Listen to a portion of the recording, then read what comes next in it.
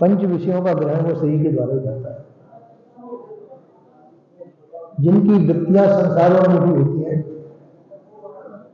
वो पंच विषयों को में आनंद मानते हैं, उसमें मिले रहते हैं। और जो परम विरक्त हैं, वो पंच विषयों में नहीं होते। ठीक है, आ रहे जा रहे हैं, पर उनमें आसक्त नहीं होते। उनका लक्ष्य अपने ध्येय की तरफ होता है। ध्येय क्या है? अपना आपा ही सबका ध्येय होना चाहिए। उनका वही ध्येय होता है, अपना आप। अपने से भिन्न तो गुलामी है, स्वतंत्रता नहीं है। अपने से भिन्न किसी में भी हम अपनी आसक्ति जोड़ते हैं तो हम गुलामी की तरफ जा रहे हैं, स्वतंत्रता स्वाधीनता की तरफ नहीं। स्वतंत्र वह व्यक्ति है जिसका ध्येय अपने से भिन्न न हो, जिसका लक्ष्य अपने से भिन्न न हो, स्वयं ही जिसका लक्ष्य हो। परंतु संसार में हम रहते हैं, संसार को बड़े मनोरम दृष्टि से देखते हैं, संसार के विषयों में रुचि लेते हैं, हम अपना घर भूल जाते हैं, अपना लक्ष्य भूल जाते हैं, अपने घर को भूल जाते हैं और संसार की तरफ ही लक्ष्य करते हैं। कोई कोई महापुरुष संसार में लक्ष्य नहीं देते हैं तो संसार उनको अच्छा नहीं समझता है। हम संत जी के पास में आए, बैठे, उन्होंने हमारी तरफ लक्ष्य नहीं दिया। असंतों का लक्ष्य तो अपने आप में रहता है। अपने आप में लक्ष्य होने के नाते से संसार में लक्ष्य कम दे पाते हैं, देते हैं, कम दे पाते हैं। क्योंकि संसार में लक्ष्य देने से संसार का बंधन स्वीकार नहीं होगी, क्यों? संसार में उनकी वृत्तियां होंगी, संसार के सभी बंधनों में बंधना पड़ेगा। वो संत बंधनों को श्रेय नहीं देते, संत बंधनों से मुक्त होना चाहते हैं। कहते तो सब में रम रहा, मैं नहीं रहा। संसार के व्यक्ति संसार में सभी में रमण करते हैं। संत वीतराग होते हैं तो वह उनमें रुचि नहीं देते। इसी प्रकार से सबका लक्ष्य जो विरक्त है और कल्याण इच्छुक है, उनका लक्ष्य स्वयं अपने आप होता है। संसार में रहेंगे, बैठेंगे, उठेंगे, बातचीत करेंगे, सब कुछ करेंगे और रुचि नहीं है। जहां रुचि पैदा हो गई वहीं बंधता चला जाएगा। रुचि रहित जीवन जिनका हो, ऐसे वीतराग संत ही दर्शनीय है। संसार में तो रहते हैं तो संसार में रुचि जिनकी नहीं है, या ना के बराबर कुछ हो। इसी प्रकार से जो संसारी जीवन और व्यक्ति जीवन में इतना फर्क होता है। संत जो विषय विरक्त है और संसार विषय अनुरक्त है, दोनों में इतना फर्क है। जो विषय अनुरक्त है उनके लिए विषय ही बंधन है, और जो विषय विरक्त है वो बंधन रहित है। तो जब तक हम संसार में रुचि लेते हैं, संसार को श्रेय देते हैं, हमको संसार का गुलाम होना पड़ता है। हम संसार को खुश करने के चक्कर में पड़ जाते हैं। संसार किस प्रकार से हमें खुश होगा और उसी के खुश करने में हमारा पूरा जीवन बर्बाद हो जाता है। हम अपना कल्याण नहीं कर पाते। अपना कल्याण करने के लिए संसार से लक्ष्य जोड़ना पड़ता है। संसार खुश हो न हो, उनको इससे क्या मतलब, क्या लेना देना। संसार रूठे अगर मने, इससे भी उनको कोई लेना देना। उनको तो अपना कार्य चाहिए। उनका अपना कार्य है कि मैं स्वतंत्र हो जाऊं, और स्वतंत्रता जैसे रखती है तो पंच विषयात्मक संसार है,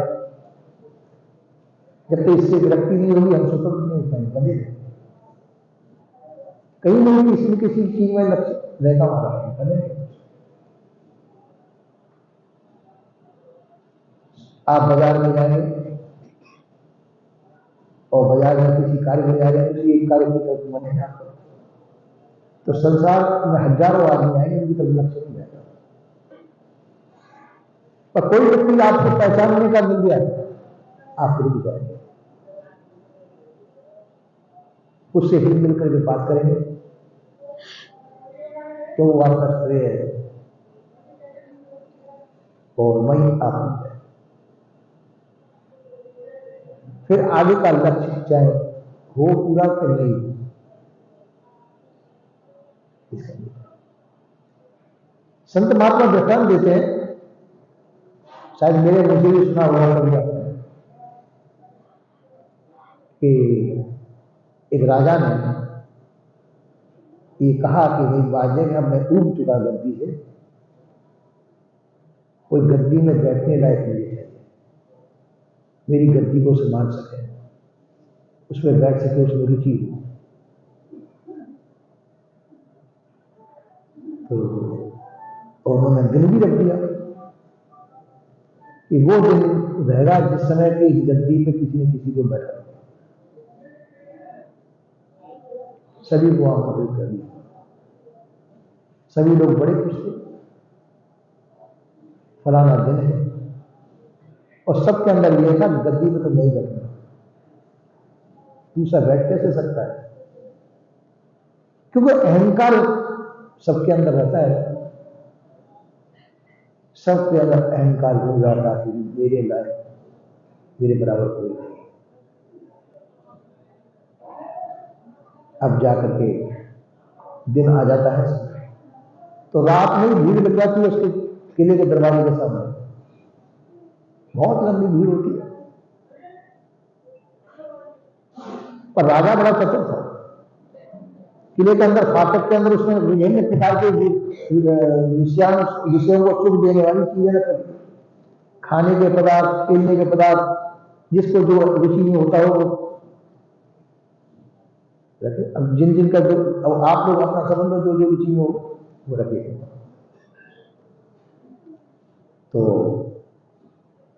तो लक्ष्य क्या था उनका? गद्दी लक्ष्य था, राजगद्दी को चाहिए। हर एक व्यक्ति एक ही लक्ष्य लेके चल रहा है उसके अंदर। तो अंदर घुसते ही उनको खाने की चीजें भी दिखी, किसी को जो है जवाहरातों के ढेर लगे हुए मिले, किन्हीं सोने चांदी की सर्दियां मिली, तो लोग आपसे जिन जिन की वृत्ति जो है, कोई उन्होंने कहा कि पहले राजा को सामने बैठा दिखाई सबको दे रहा था, तो जैसे कल वो तो वापस मिल जाएंगे, पहले सोने चांदी की सर्दियों को कोई किसी में कोई खाने पीने में लग गया, कोई किसी में, कोई किसी में, कोई किसी में, जैसा पूरा दिन बीत चुका, पूरा दिन बीत चुका, पर राजा दिखाई दे रहा, उसके पास कोई नहीं पता। एक अब दिन का बोला, राजा ने कहा कि कोई राजगद्दी का कोई चाहने वाला नहीं। अब जाकर के एक जाट देवता थे, हम जोत के आए, तो जब वहां उनकी पत्नी ने कहा, अरे तो मानोगे में फिर अब तो कोई राजा बन गया हो, भैंसा का हल जोत के आए थे, दो दो डंडे उन्होंने भैंसा में मारे, एक डंडा पत्नी ने भी मारा, मेरे घर से क्यों नहीं मारा अब तक। पर ये याद मेरे बराबर मेरे सामने राजा कोई बन नहीं सकता, राजा नहीं बनता, डंडा सा हाथ में, जो सामने कहे बात करे तो उस डंडे दो भी जमा देते उसमें। किले के अंदर जैसे किसी ने कहा लोग रोटी खाते हुए डंडे उसमें जमा दे, किसी ने कहा लोग लस्सी पीते जाकर डंडे उसमें जा, डंडे के सामने कौन रहने वाला है। सीधा राजगद्दी सुनी थी, सब खाने पीने में रंग राग में लगे, कोई राग सुनने में लगा, कोई बजाने में, कोई सोने में, किसी के पास। राजा के पास वो पहुंचता है सीधा, राजा गद्दी से उठ करके खड़ा हो जाता है, उसको गद्दी में बैठा देता है, अपना मुकुट उसके सिर पर रख देता है, वो गुफा का रख देता है कि राजा बन चुका। अब वो भीड़ सवेरे से लगी हुई है, खड़ी हुई है, उसको तो क्रोध आएगा ही आएगा। हम सुबह से लगे राजा दूर से ही बन गया, ये अभी आया। तो सबने कहा कि पकड़ लो, खींचो, गद्दी से खींचो, ये कैसे अभी आया और अभी बन गया। और वहां पुलिस की व्यवस्था थी नहीं थी। तो लोगों ने सोचा कि चलो भाई हमने बांध करके मोहरा करके रख के चलो ले ले। किसी ने खाने पीने की चीज को अपना कर, सबने कहा भाई अब तक जो किया जो कर लिया, अब ये जा भी कर लिया, अभी आपकी नहीं जो गद्दी बन गया उसकी। वो लोग बड़े पछताए।